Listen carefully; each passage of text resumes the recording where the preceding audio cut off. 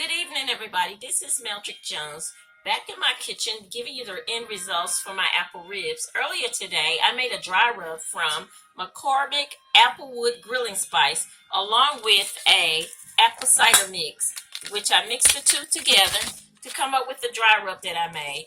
What I've done was I've marinated a slab of baby back ribs in this dry rub.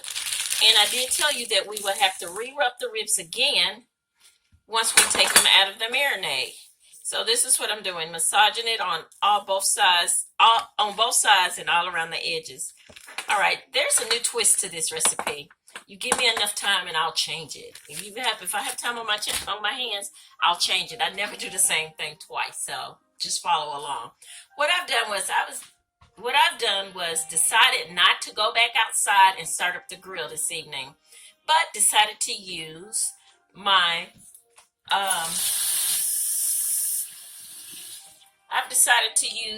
air fryer. And I want to show you what happens when Mel Jones uses the air fryer to make ribs. Okay, so now we have the ribs. We have the air fryer here. Let me let you see. That's my air fryer. It's an older version, but it still works. So what I'm going to do is take the ribs that I rubbed for the second time. We can call them twice ribs if you like to. I'm going to take that rib and I'm going to put it in my air fryer right there. I'll turn it over so you can see. This is just one piece. I'm going to show you with just one piece. I might as well go ahead and do the other one. So this is like if you're just making a dinner for two or making something for yourself and don't feel like starting up the grill for just one slab of ribs, this would be perfect. So this is the other piece. So what I have going on here is the ribs are in the base of the fryer. I'm going to slide it here in space. And I'm going to cook these ribs at 400 degrees for 30 minutes. But, of course, I'm not going to have you waiting on a video for 30 minutes. Let me set my timer and my temperature.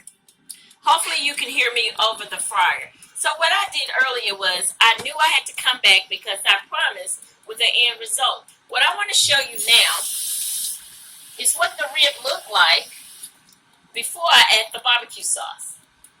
Okay, this is the rib without the barbecue. This is the rib without the barbecue sauce. And some people do like ribs without sauce, so this is what you get.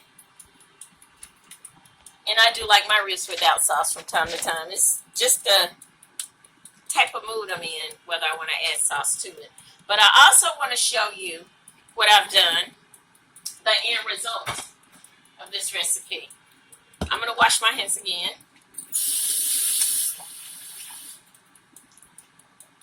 Now, this is the end result that you all have been waiting for, and me too, because I've never done this before. And surprisingly, if I put my mind to it, I usually make anything work. So this is this nice, juicy piece. Look like it's almost been grilled. There's a crust on this thing that's almost unbelievable. Now, the test is, how does it cut? And will I struggle with it cutting? Or will it be juicy and delicious? So I'm going to do that just now. This rib is going to make my evening. So here we go. It is cooked through and through. There's a crust. And I put my Sweet Baby Ray's barbecue sauce on it. And what I did was, on the piece that I put the barbecue sauce on, I just returned it to the fryer and let it just sticky, like the sticky ribs, let it stick to the bone, stick to the ribs, stick to the meat for about 7 minutes. Now, the proof is in the tasting. Hate to eat on camera, but wow, you got to do what you got to do. Oh my goodness. Mel Jones, you've done it again. Because you know what? You do it every time. This is Mel Jones. Continue to watch my videos and like them. And if you have any questions, please let me know.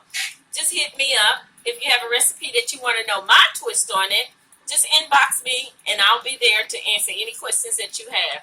Continue to watch me throughout the summer for meats, desserts, salads, and everything that makes your summer a little bit brighter. Thank you, and like me on Facebook and YouTube. Have a good evening.